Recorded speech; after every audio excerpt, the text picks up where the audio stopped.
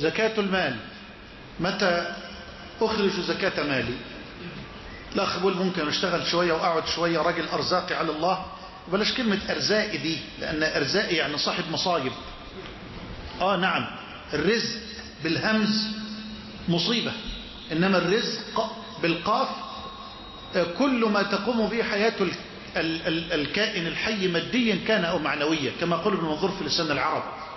فالسؤال الأخ راجل أرزاقي على الله، ربنا يوسع علينا وعليكم بالحلال الطيب،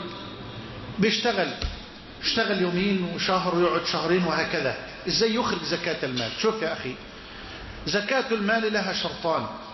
الأول، وهذا على الراجح من قول جماهير أهل العلم، مسألة فيها خلاف لكن ده الراجح، الشرط الأول أن يبلغ المال عندك النصاب. أن يبلغ المال عندك النصاب. ايه النصاب ده يا مولانا؟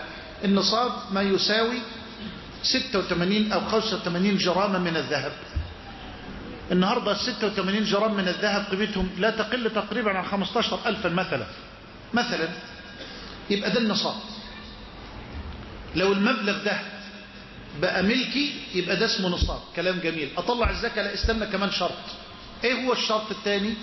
أن يمر حول هجري كامل على هذا النصاب.